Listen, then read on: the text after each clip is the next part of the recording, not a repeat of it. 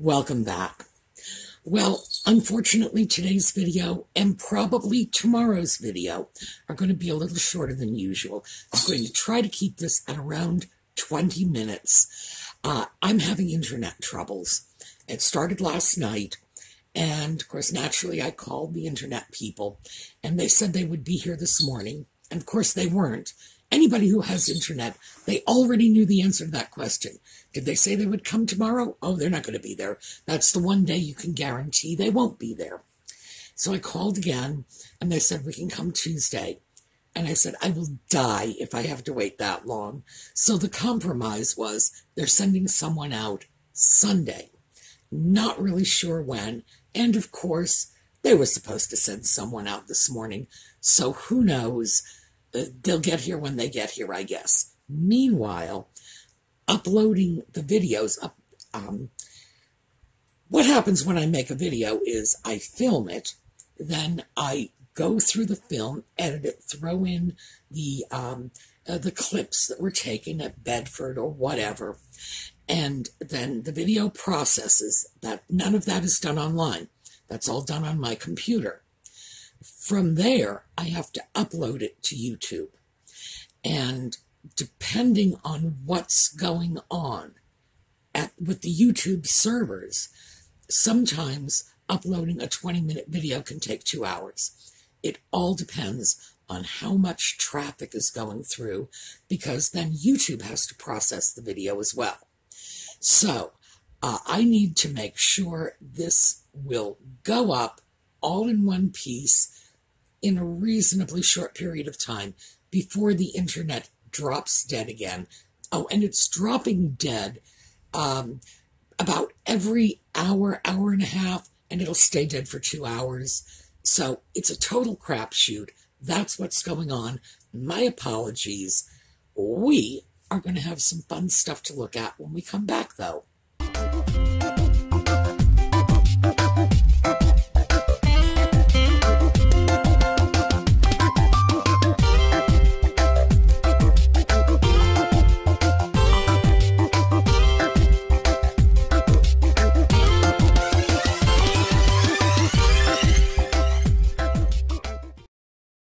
Okay, the little squeaking noises you may be hearing.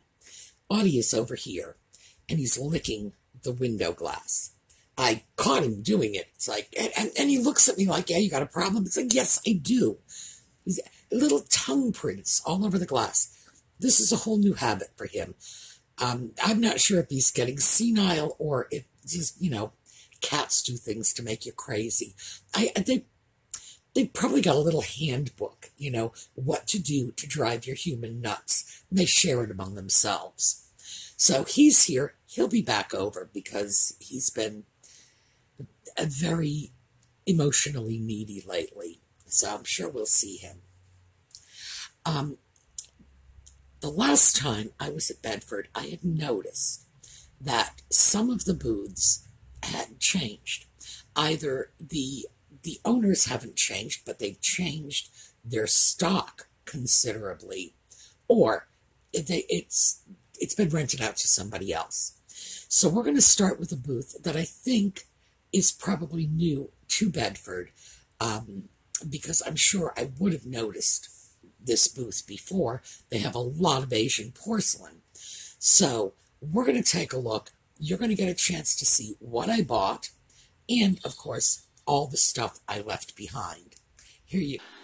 Well, this is a little booth that I don't usually come into. I'm not really sure why.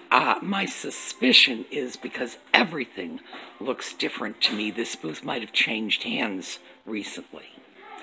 So let's take a look at what we've got here. They call this a dresser bottle. It is a cosmetics bottle. The price on this is $8, but look at that gorgeous Art Deco painting.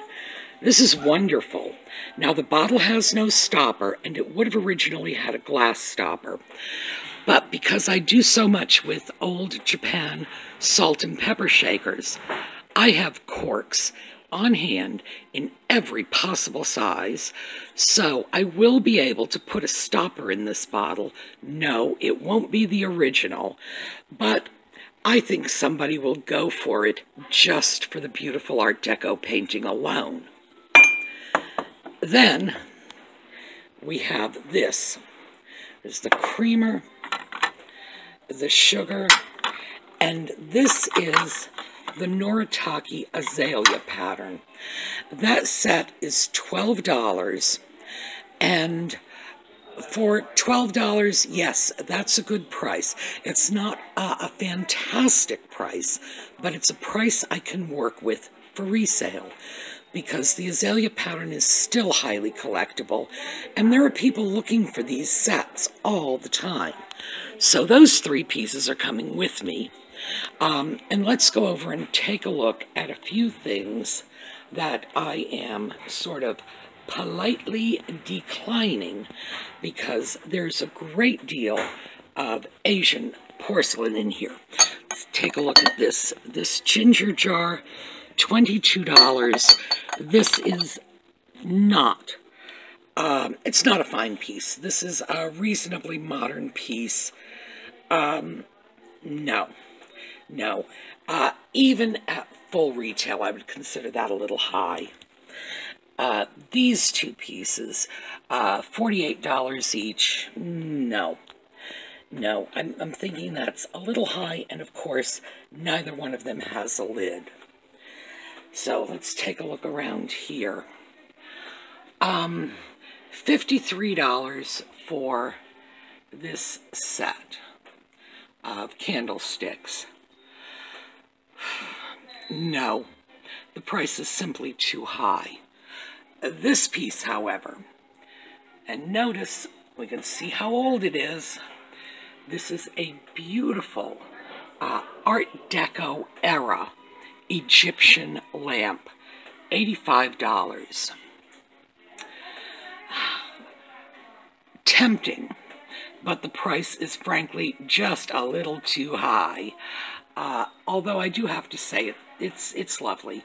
This is one of those things that, yeah, full retail, I might go for it if I wanted a piece like that for my own home.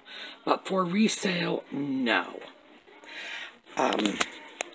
This piece, what are we? $20, no handle, no. This is a nice geisha ware piece here. $37, no. Again, too high. This piece, however, let's take a look. $20. I feel around this spout, and I have a feeling there's some concealed damage there. So, again, politely declining. This Satsuma, here, let's get this out. Satsuma Dragon Teapot, $20, no lid. Tempting, especially because teapots like this can be used as watering cans for windowsill gardens. You can just pop a plant in there, use it as a vase. But no, sorry, not good enough to tempt me. And we have other pieces here, but as I'm sure you can tell, I pretty much cherry-pick the good bargains. Well, the Art Deco bottle is just,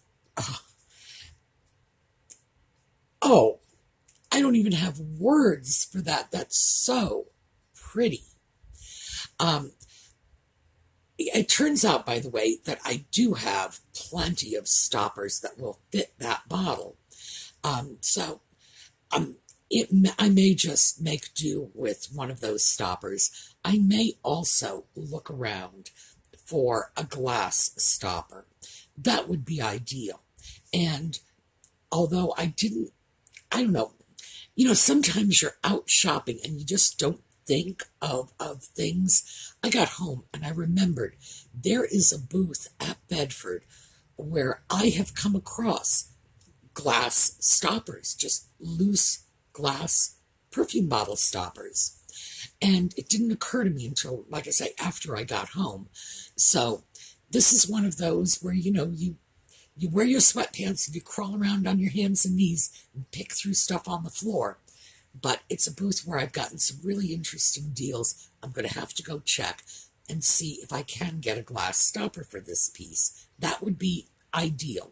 If I can't, well, I might not even need to put a stopper in it. You could stick a flower in it. Who knows? But it was just so pretty, so Art Deco.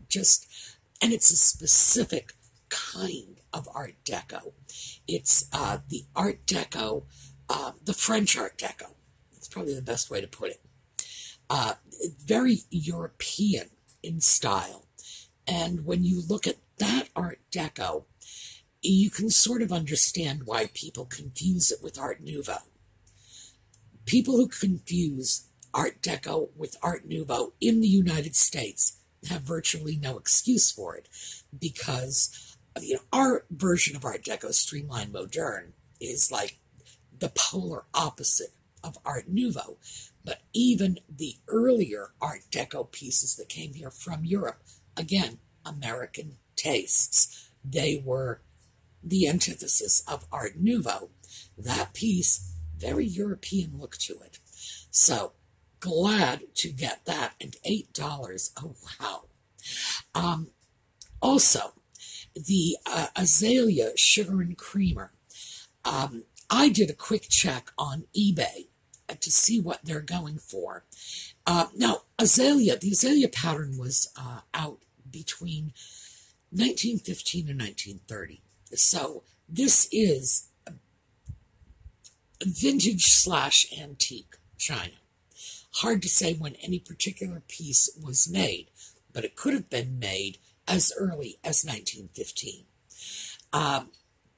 Discontinued in 1930, people are still collecting this stuff like crazy. It was one of Noritaki's most popular patterns, and it's all over, and it's gorgeous. The thing about the Azalea pattern is it had a strong resurgence in the 60s, because this was just a design that lent itself to the 1960s aesthetic. A very simple, very, very traditional, very elegant.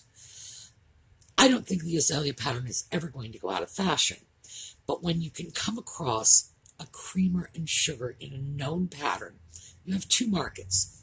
You have the people who collect that china because they may want it as a completer, or you have people who look at it and say, I love that pattern. And believe me, the whole world loved that pattern. So they'll look at it and say, I like that. I would like to have that come live with me. Yes, all right. Okay, did you catch the tail? I only want one cat to come live with me, okay? So they'll look at that and say, I would like the creamer and sugar all by itself. Because even though people like a creamer and sugar that matches their dinner set, on the kitchen table or for lunch, people are much more casual about it, which is as it should be. I really do like the whole mix and match thing. Honestly, I do. So I was glad to get that. The rest of the pieces, they're just overpriced. The only thing that was not overpriced was that Art Deco era Egyptian lamp, because that is a piece that when someone likes it, they'll pay for it. So, piece like that, if it were just a little tiny bit less, and frankly, if I had more room to store all these things, it probably would have come home with me, because I know in the right sales venue, that would go for 2-3 times what they were asking for it, because people who like that stuff will pay for it, because it's not out there. If you want to go Art Deco like that, especially Egyptian Deco, yeah, you need a budget. And the people who collect it know this. A high price tag doesn't put them off. It doesn't surprise them. They'll look at a piece like that and say, oh, $85. Well, yeah, what do you expect? So they don't bat an eyelash at it. Anyway, I thought that was a fun little booth to wander around in. And then I went over to another booth that I generally don't go into. And again, I think it may have changed hands. So let's take a look at what I got at this booth. Occupied Japan salt and pepper shakers, $8. Native American images do really well.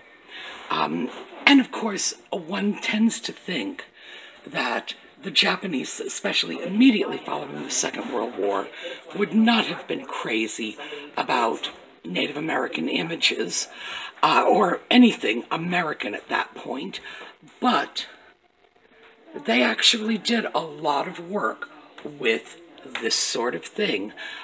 Native American salt and pepper shakers, Native American images painted on the Noritake ware, things like that.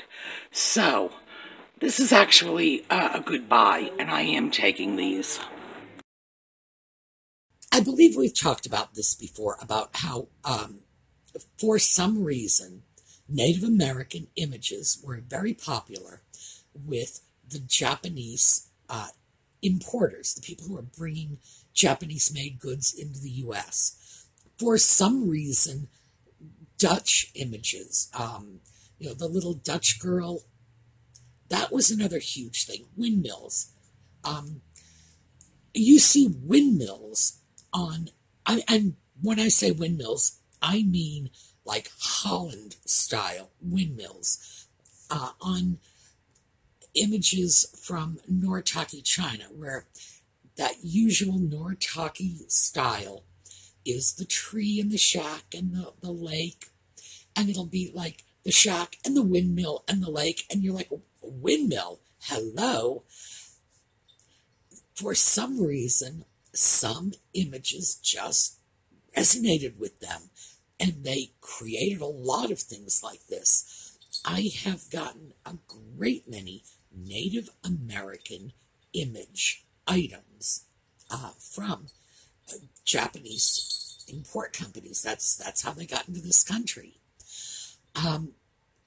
Pieces like that, well, there are two markets. There's the Occupied Japan market, and people like Occupied Japan pieces, very specific market.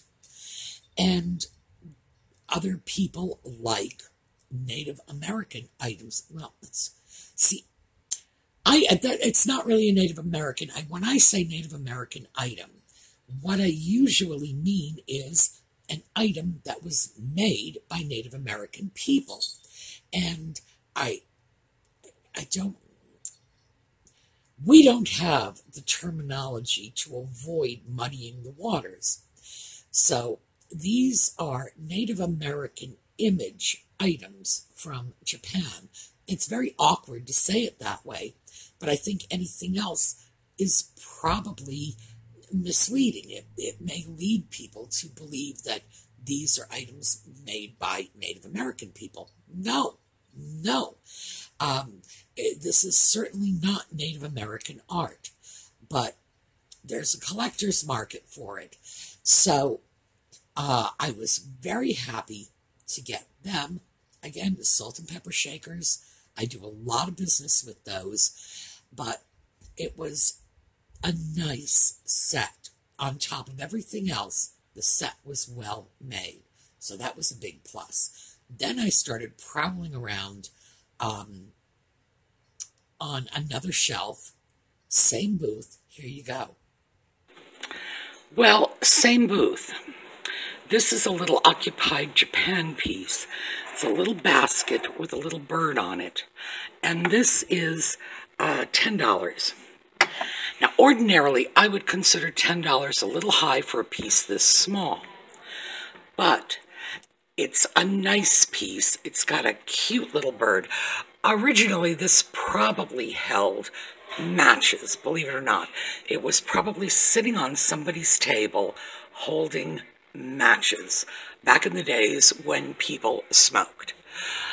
However, I think a piece like this is still very useful today as a little ring dish or a trinket dish. And because it's unusual, and because of the little bird, I think I am going to be able to price it in a range where I'm not going to take a loss on it. So that's coming home with me too. And that was a little occupied Japan basket. One of the things I meant to do, and I haven't done yet, was I was going to see if it would hold business cards, because if it can, that's going to be terrific. But originally it probably held matches. Yes, people really did leave matches out on the coffee table. You know, perfect height for the 2-year-old to grab them. What idiots we were. I don't know what to tell you.